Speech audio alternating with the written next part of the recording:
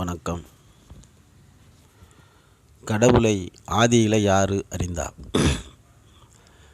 மனிதன்தான் அப்படின்னு நம்மளுக்கு எல்லாம் தெரியும். மனிதன் எப்படி அறிந்தான் என்பதுதான் கேள்வி. ஆதி மனிதன் கடவுளை அறியாத நிலையில் மரணத்தை அறிந்தான். நல்லா தெரிஞ்சுக்கோங்க. ஆதியில் உள்ள மனுஷனுக்கு கடவுளை தெரியறதுக்கு முன்னாடி அவனோட மரணம் தெரிஞ்சிச்சு.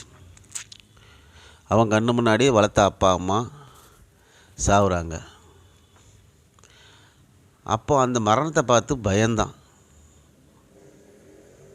அதான் மரண பயம். மனிதனுக்கு மட்டும்தான் மரண பயம் தெரியும், மற்ற விலங்குகளுக்கு தெரியாது. அதனால தான் மனுஷன் சாவுக்கு பயந்துக்கிட்டு பெரிய பெரிய வீடு கட்டி காங்கிரீட்டை கட்டி ஃபுல்லாக அடைச்சிக்கிட்டு உள்ளே உட்காந்துருக்கிறான். விலங்கு பாருங்கள், நாயை பாருங்கள், ரோட்டில் படுத்து கிடக்கும். அதனால் மரண பயம் அறிந்தவன் மனிதன் மட்டும்தான்.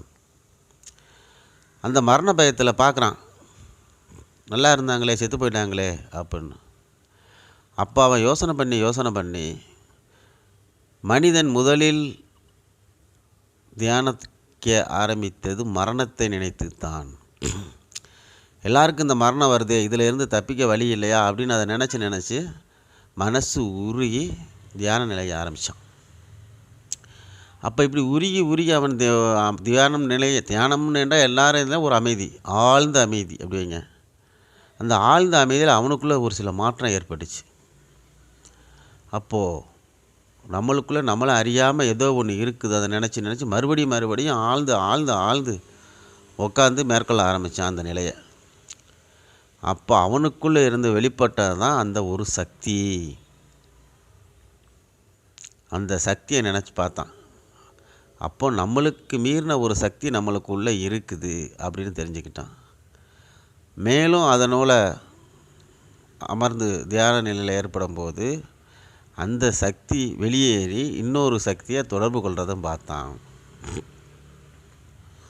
அப்போது எல்லாத்தையும் உணர்ந்து மறுபடியும் உள்ள உடலுக்குள்ளே வந்து சேர்ந்துக்கிட்டான்.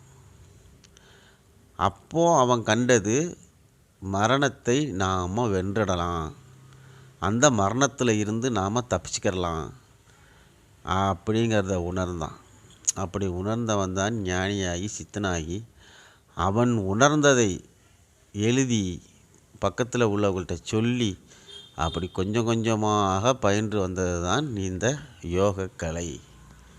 அப்போது மனிதன் மரணத்தை நினைத்து தான் முதலில் தியானம் செஞ்சுருக்கிறான், அதை மறந்துடாதீங்க.